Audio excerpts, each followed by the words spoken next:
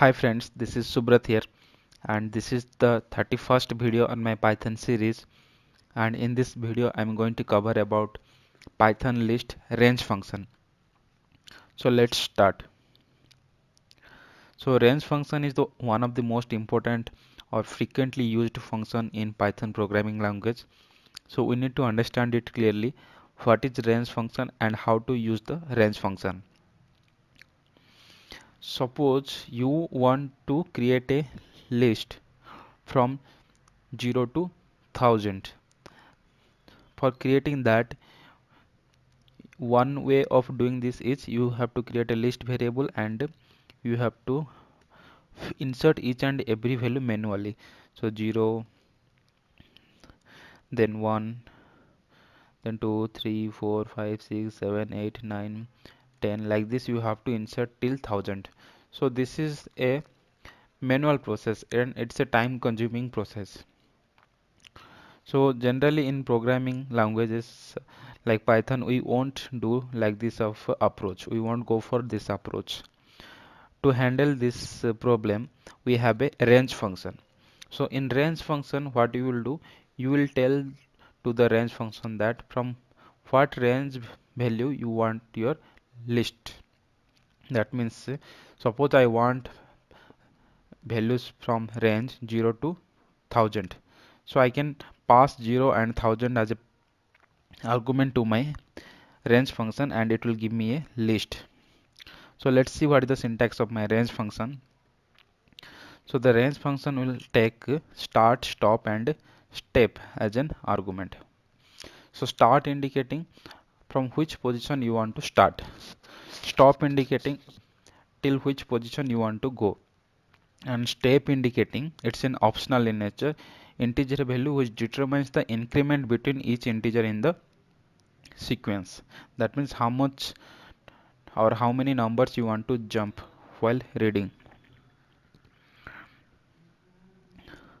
So let's see this range function with different examples so it will be clear. Suppose I want to create a list that contains value from 0 to 1000. So I can mention my start index 0 and end index 1000. So one thing I'll tell you over here.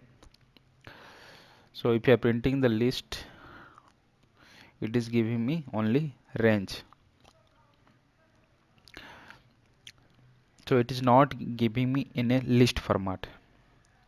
Okay, so it is giving me a range format only, and to convert that I have to typecast it into list. List I have to use and I have to typecast it.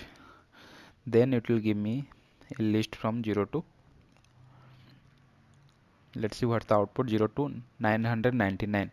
So here one thing we need to keep in mind, the actual end index always will be end index minus 1. That means 1000 minus 1, which is 999. So this will be the actual output. So let's print it to see properly.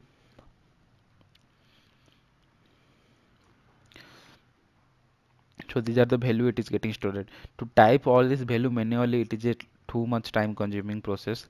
So that I can use the range function directly and I can pass my start and end index to get the value range from 0 to 1000. Let's do some variation of it.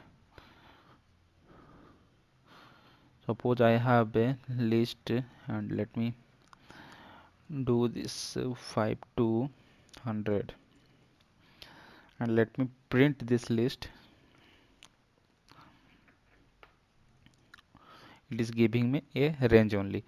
So to convert it into list format, I have to use the typecasting to list. I have to typecast it to list. So let us typecast it to tuple and see what's the output we are getting. So print of tuple. Tuple I need to pass list. So it is giving me tuple. So I can also typecast it to any format. I can also typecast it to set. So a set set also I can do. So it is giving me a set. So let us do some other variation. Suppose I have a list lst and I want range only, I'm mentioning only one number 100. Let's see. So I can print this list by typecasting into list lst. Let's see what's the output. It is giving me from 0 to 900. So if you are not mentioning any start index, it will by default it will consider 0 as your start index, and the end index will be end index minus 1. That means 100 minus 1 equal to 99. Here always the end index will be end index minus 1. So let's do some other variation. Let us keep some negative number and see what's the output we are getting. 2 minus 14, 2. Suppose I have a list over here and I want to give range from, I want to start it from 2 and I want to go till minus 14, and I want to skip 2 steps or minus 2 steps here. So I can print this list. So I have to typecast it to list format, then I can print it. Let us do one more example with this negative integer.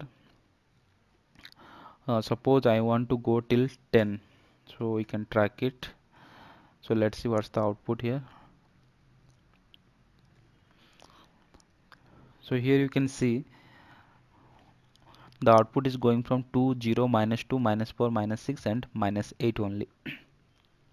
So if you are putting like this original, so if you want to go from 2 to minus 10, that means 2, then it has to come 1, then it has to come 0, then it has to come minus 1, then minus 2, minus 3, minus 4, minus 5, minus 6, minus 7, minus 8, minus 9, minus 10. Let's verify that how we are getting this one. So here you are skipping negative 2, means negative direction you are skipping here. So we'll go here negative indicating here you are skipping in negative direction only. So here you are skipping only 2 counts. Let us do that.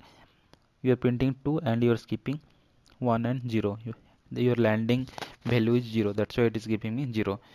Here you are skipping minus 1, minus 2, here it will be minus 2, minus 3, minus 4, minus 4, minus 5, minus 6, minus 6 here, minus 7, minus 8, then it is giving me minus 8 only, and it is not taking minus 10. So friends, here one difference you need to see. So whenever you are doing minus 2, it is going till minus 8, and after it is not giving me minus 10 here, because one thing I can say, so always it will go till the last value and before the last value only. That means it should go till minus 9 only. But in case I am jumping 2 times, that's why it is going to minus 10. So it is not printing me minus 10 over here. So it is giving me till minus 8 only. So here we are not dealing any index as in case of like start index, end index and number of steps you want to slice. While we are doing slicing and all, we used to deal with the index values. But in this case, these are the real values only. You are dealing with values. I want value from 2 to minus 10. Suppose I am printing this 2 to minus 10, and let's see what's the output here. We are not getting any output here. As I have mentioned in my slide, it returns an empty sequence if stop is negative or 0. Here in my case I have stop as negative value, that's why it is returning me empty list. Okay, let's do one more example. Then suppose I have list equal to range of 0. Let's see what's the output we are getting. Print list of list. So we are not getting anything. Suppose I have start index is 5 and end index is 0. So then also I'll not get any output. As your end index is 0, it is not going anywhere. That means it is not putting any value inside your list. So friends, this is all about list range function, and this range function is, I hope this concept is clear. If you guys have any doubt regarding the range function, you can leave a comment under my video. Thank you.